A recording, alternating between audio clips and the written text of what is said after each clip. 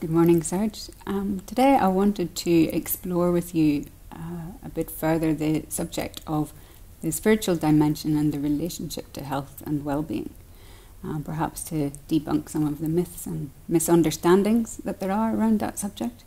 Certainly within medicine, although there's growing recognition of the need to take account of the spiritual dimension from a holistic perspective, I feel there's really not a great understanding of what that is and how it actually, what role it has in terms of health and well-being. When we see diagrams representing the holistic perspective, they tend to have mind, body, spirit or soul in like three interconnecting circles, with no one area given precedence in terms of understanding health and well-being.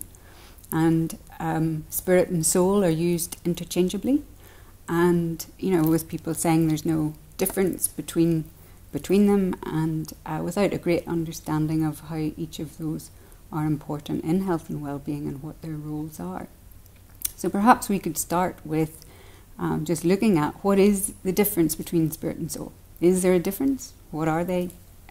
Just to bring some simple understandings in terms of what they are and the difference between them. Thank you, Eunice, and welcome to myself. That was a long introduction. Look, before we tackle the real question that will set the standard for, I guess, what this interview is intended to be and where it can go, we need to put into perspective the situation we have in 2016 or the 21st century. And that is, if we're going to discuss the multidimensionality of the human being, and it can be easily thrown out as rubbish or regarded as hogwash or nuisance, etc. We need to place it within the perspective of what is truly going on with illness and disease worldwide. That's first and foremost, because if we don't, then there is no understanding of why this needs to be asked. Like, if, for example, if illness and disease was minuscule, then there's no point to this discussion, because there's no point in bringing a perspective into an industry that is already doing very well. So the perspective that I want to present here and set as a basis of our discussion is that we have a very, very good industry. The medical industry is great. It's the tops. It's the best we've ever had in the history of humankind, from the perspective of instrumentation, surgery, pharmacology, understanding biochemistry, physiology, etc., etc. And with all of that, we are still struggling to prevent the cause of illness and disease. We're managing it to the best of our ability. It's quite miraculous what medicine are doing, what the doctors are able to achieve today. However, we are behind the eight ball, and the situation is that we could be ending up in bankruptcy if we're not able to then print money just to keep up with diabetes, let alone cancer, etc. So when I'm asked the question of the difference between spirit and soul, I'm very serious in the answer, in the sense that it's not just a philosophy, it's not just a presentation, but it's also a form of medicine. It's a contribution to the possibility of having a partnership with mainstream medicine and making it truly what it can be.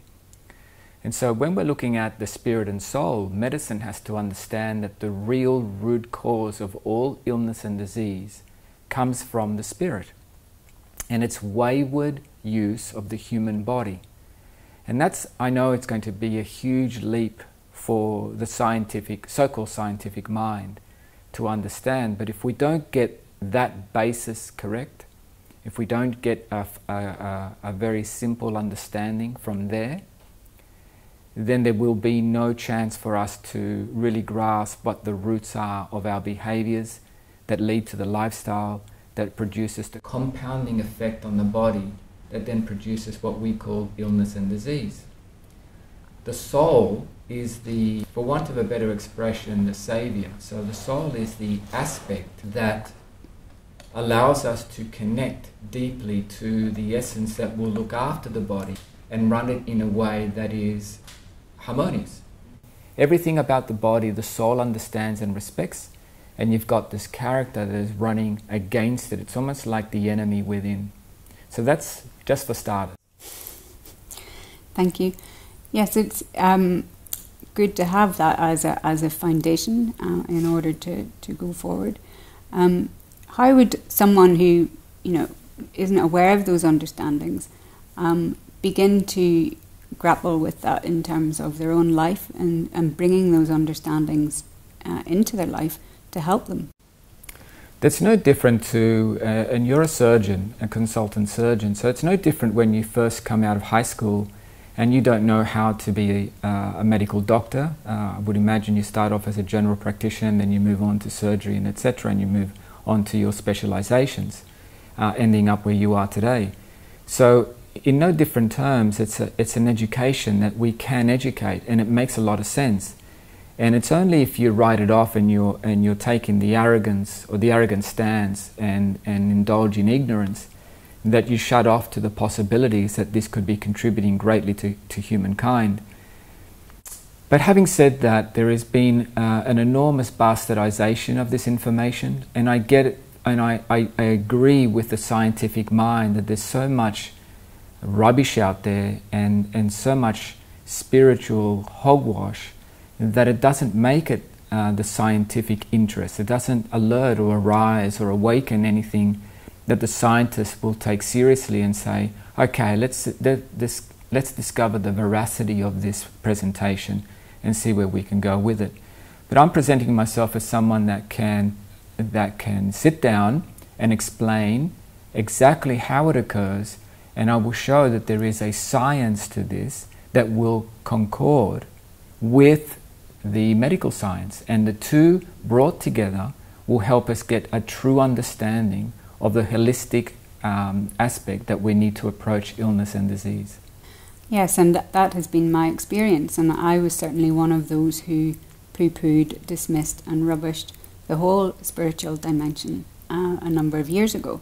And through then obviously exploring that further with yourself and getting a deeper understanding, I've come to see how the two can work together and need to work together and need to be understood in order to bring an understanding of the whole person. Because without that, we're dealing with a fragmented approach to the human body, and that is what I see within medicine every day. We have become increasingly fragmented in our approach to the human body, with obviously specialists for different organs, different systems, etc. And part of that is needed in order to have those experts. But we've lost something that I think was there in the past, perhaps, in terms of a more holistic and whole person understanding. So can you say something about that in terms of how you see medicine and its fragmentation, and then how we need to bring in these understandings to give a whole understanding? The perspective from where medicine is today, I'm in full support of the fact that it has become specialized and fragmented in that specialization, because that's exactly what humanity needs. And that's the management system that medicine is being able to offer humanity. So I'm actually I'm pro that, very much behind it, a huge supporter, and my deepest respect goes to that. But when we sit down as a medical team and as a policymakers, government, and just community-minded people, we need to say that we've got an amazing system, the best ever that humanity has ever had. But we also have a big problem that we're not getting on top of. And we come back to this perspective because in that we can say yes to the specialization, yes to the fragmentation. However, we have to add another element, another dynamic element to this, and therefore incorporate the whole. Without the extra element, that's when we get in trouble. And you mentioned that there is a lot of stuff out there in terms of spiritual understandings, spiritual new age, and a lot of stuff that's perhaps not exactly true. How can someone who is searching and seeking for answers, true answers, come to discern what is true and what is not when it comes to understanding the spiritual dimension and health and well-being? The problem in presenting the true partner and the true wife, let's say, for medicine, that's not the problem. The problem is being able to stand out and present it and present yourself as the true wife. So because as you rightly say, there's so much out there that you're just another voice, and you're another voice not given any space to truly present it. And what I'm going to stick my neck out and say is that if I'm given the opportunity to present to an open mind, to an open scientific mind, the factors of soul, the factors of what we understand energetically, what anatomy can be and physiology can be from an energetic point of view, you will see that it fits in perfectly with what we would call the corporeal model. And medicine will understand that they're doing a fantastic job, but they will never be everything that they need to be because there's a missing element, and that element can be easily married into the current mainstream model. Yeah, so when the current mainstream model looks at illness and disease and looks at the manifestation of that, it can take the steps back in terms of, okay, smoking and alcohol lead to lung disease, liver disease, etc., etc. But what you're bringing in is again taking it back a step further in terms of understanding why people smoke, why they drink, why they have those behaviours. So can you say something about that in terms of, as you mentioned, the spirit being the root cause of illness and disease, in terms of just expanding the understanding of that? Yeah, let's go a little bit deeper into this, and let's say if a general practitioner is able to make his or her patient give up smoking, let's say, there was a reason why they were smoking cigarettes. So let's say that led to emphysema or led to lung cancer, wherever it led to, and that gets all treated. And so the GP sits down with the patient and says, fantastic, we've got rid of the lung cancer, we're alleviating the emphysema, or whatever it is that we've got. Now it's your role to play here, and that's to give up smoking. Well, giving up smoking may be the end result, and that would be a fantastic result because we can see that as a physical contribution to the end result. However, the penchant that led to smoking cigarette hasn't been addressed, and that's an energetic cause, and that needs to be dealt with at the spiritual level, because it is the spirit that is using a self-abusive form of lifestyle to actually avoid something. And it's discovered that cigarette, or smoking cigarettes in this case, has been a form of alleviating or medicating a spiritual condition. So what we're not understanding is that human beings have conditions, but also the spirit has its own form of illness and disease. And what we could also say is that the spirit also has its own psychological problems, because it also has its own levels of suffering, but they're not physical. They are emotional, and therefore they are energetic based. So can you say a bit more about the spirit being that the wayward character, again in terms of what the types of conditions that it has and how we can heal that? What is, if we have identified that the spirit is wayward and that leads to these ill behaviours, how then can that be addressed? Yes, if we start to look into the true anatomy and physiology of the spirit, we get into psychology, because it doesn't have a physical body with organs as we have. It has a mind. So necessarily the medicine that we communicate when we're talking about the spirit isn't just a physical body that pertains to a body that pertains to the physicality of the human being, but also a psychology that applies to the human being. But the spirit has its own form of psychological problems, and those psychological problems are usually based on a deep and eternal unsettlement, because while it remains being a spirit, it will always have an incessant form of unsettlement and an unease that can't be mitigated in any way, shape or form. So it seeks whatever lifestyle to dull and numb that unsettlement, and that then plays out in the human being, and we see the misbehaviors or the self-abuse, the self-doubt, the lack of self-worth, the overeating, the obesity, the drug taking, the alcohol abuse, and all of that we blame the human being for having the psychological disorder or the misbehavior, so to speak. But it's actually the spirit in incarnation that is passing on that behavior to its incarnate, which we call the human being. Yeah, so you're really taking it back again many steps further, and perhaps we could say that physical disease is as a result of spiritual dis-ease. Absolutely, and that's why I like to, and I know you made the effort there to hyphen the fact that there is dis-ease, which is the hyphenated version, and there's disease. In other words, you have to have dis-ease in the spirit well before you have disease.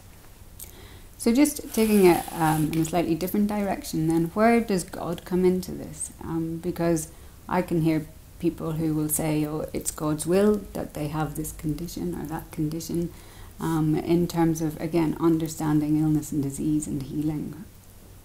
I'm not going to get into the debate on God with anybody. My presentation of God is simply that He is eternal love. He is the one and only beholder. He's a constant source of eternal and pure love, in the sense that He offers you free will, and that free will is for you to be the love that He is and embrace it and connect to your soul and live that love that He has imbued you with, eternally so. Or you can choose to separate from that and seek individualism and individuality, which is what the Spirit has, and that's how the Spirit got formed. And you can pursue that. And if you pursue that, then you are coming up against, or you are moving against the flow of the universe and against the flow that is God. And therefore you incur the consequences known as the law of cause and effect, or karma, that comes with that. So in a way it's our choice in terms of whether we choose to align with the spirit or the soul, and then we get the consequences of each of those choices.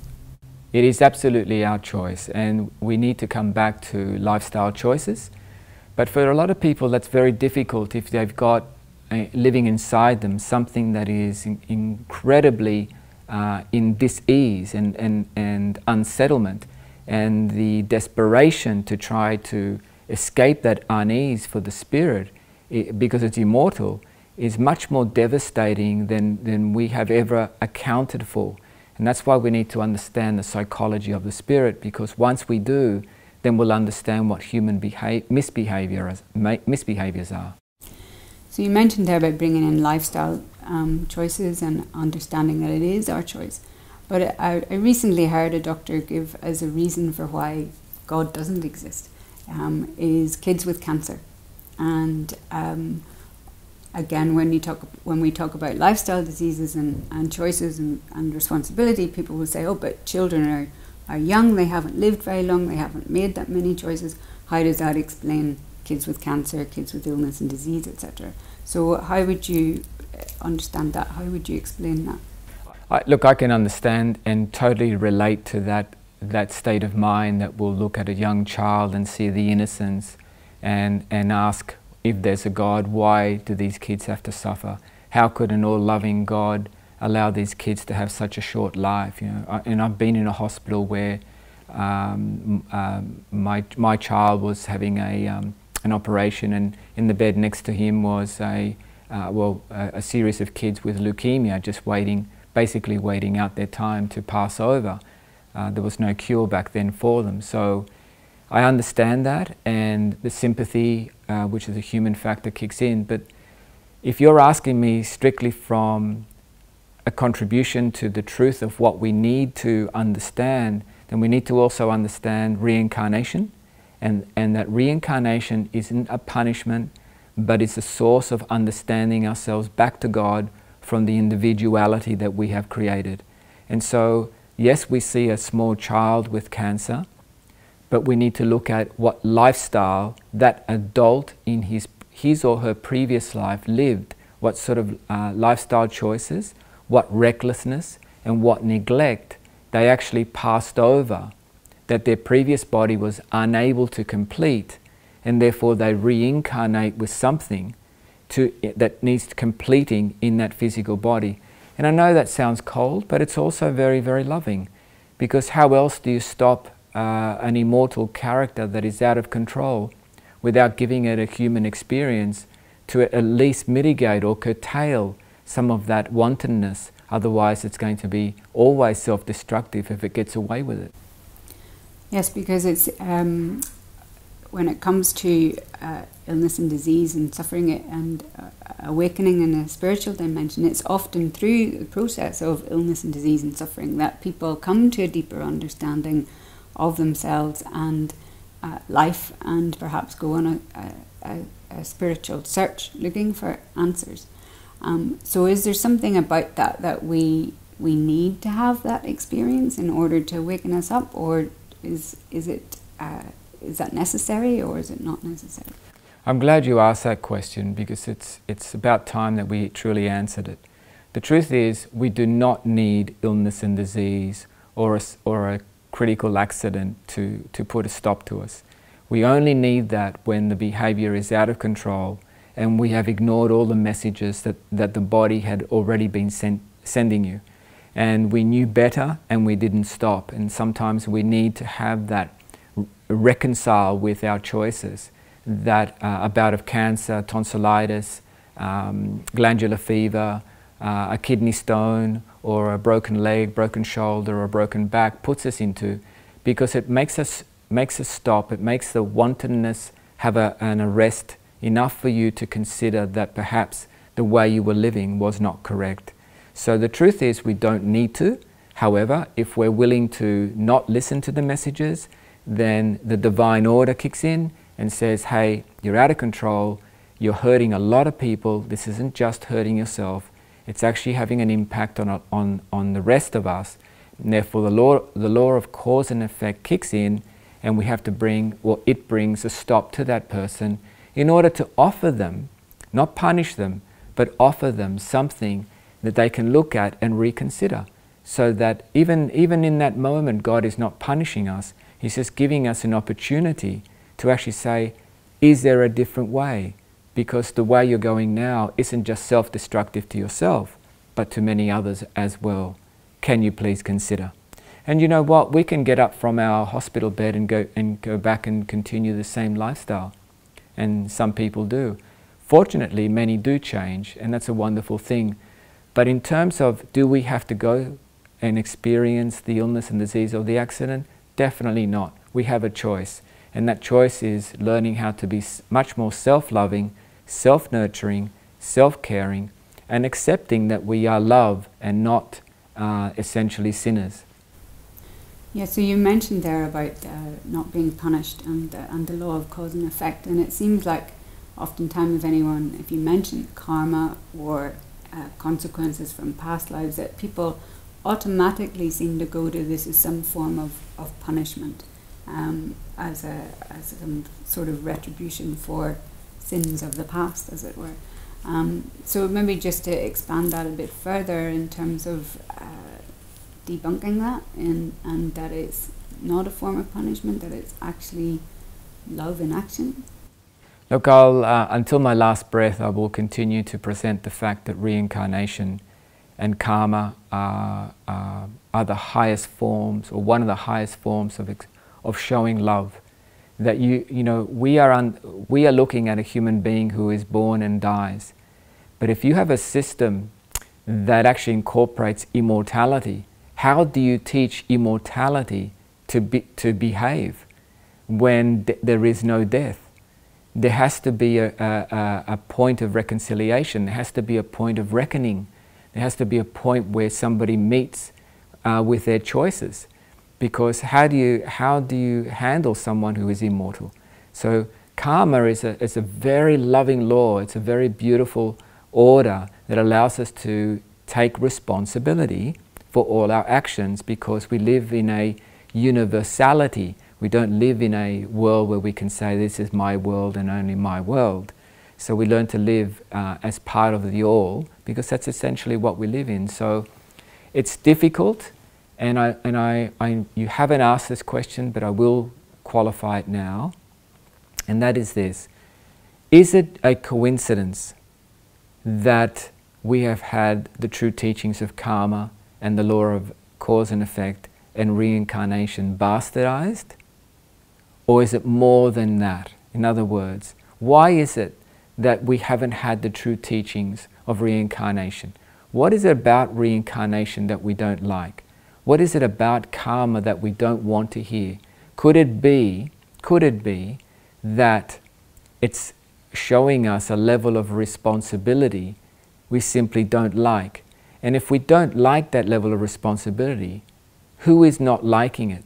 Is it the human being who experiences life and could easily relate to it?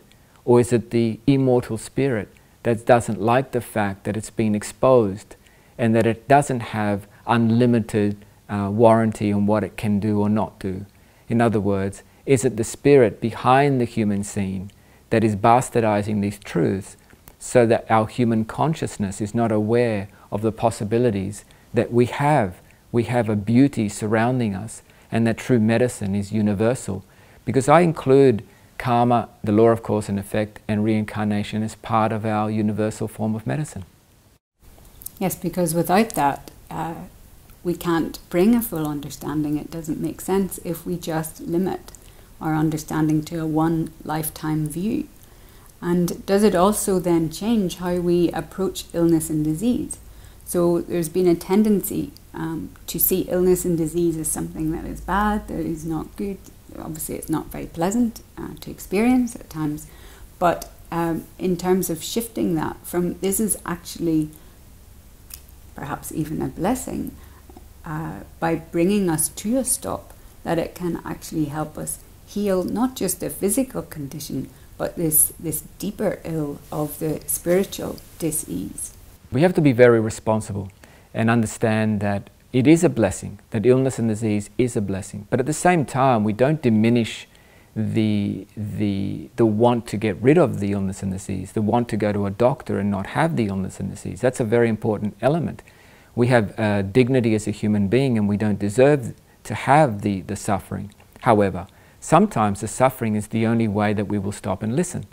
And that's the blessing element, not the fact that we're suffering, but the fact that in the suffering we may be open to learning, we may be open to listening.